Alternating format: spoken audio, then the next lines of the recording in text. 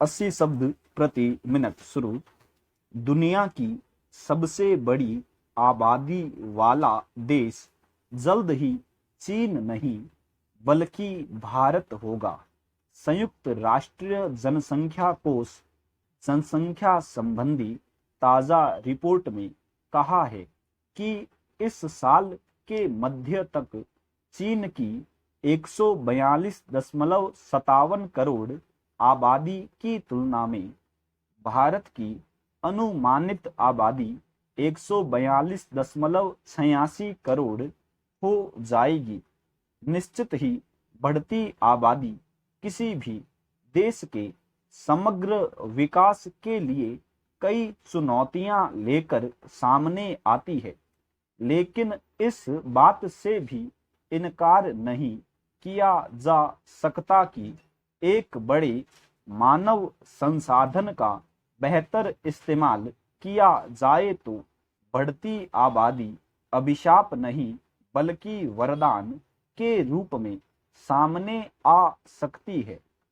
सब जानते हैं कि चीन भी अपने इसी मानव संसाधन के बूते दुनिया की 3 बड़ी आर्थिक शक्तियों में शामिल होने में कामयाब हो पाया है।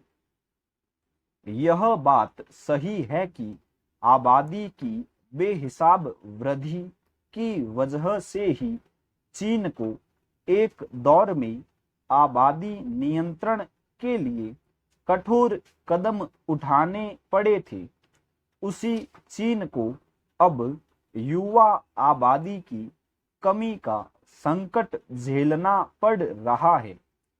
भारत इस मामले में खुशकिस्मत कहा जा सकता है कि उसकी कुल आबादी में बड़ा हिस्सा युवा आबादी का है। हालांकि भारत ने भी समय समय पर आबादी नियंत्रण की जरूरत महसूस की है। इसकी बड़ी वजह यह है कि बढ़ती आबादी संसाधनों के समुचित वितरण में हमेशा बाधक रहती आई है, खास तौर से स्वास्थ्य, पेयजल और शिक्षा जैसी मूलभूत सुविधाओं को लेकर। कोरोना संक्रमण के भयावह दौर में आबादी के अनुपात में सुविधाओं की कमी को हमने खूब भुगता है। आबादी की रफ्तार लगातार बढ़ती रही तो गरीबी और संसाधनों के असमान वितरण की बड़ी वजह बन सकती है।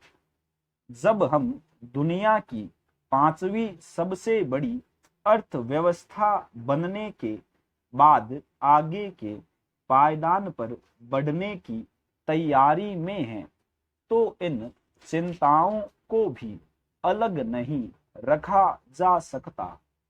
इसके लिए सबसे ज्यादा ध्यान यह रखना होगा कि बढ़ती आबादी हम पर बोझ बनकर नहीं रह जाए।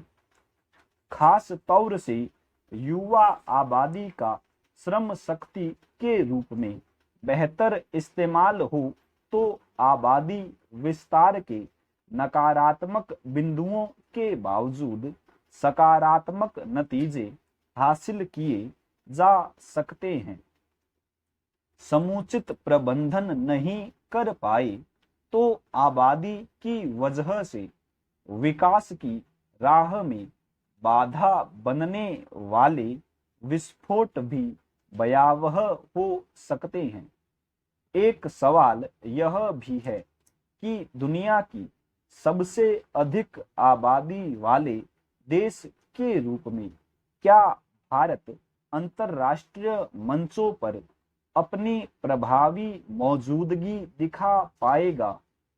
ऐसा तब ही संभव होगा जब आबादी का संसाधनों के साथ सामंजस्य बैठाया जाए। स्टॉप।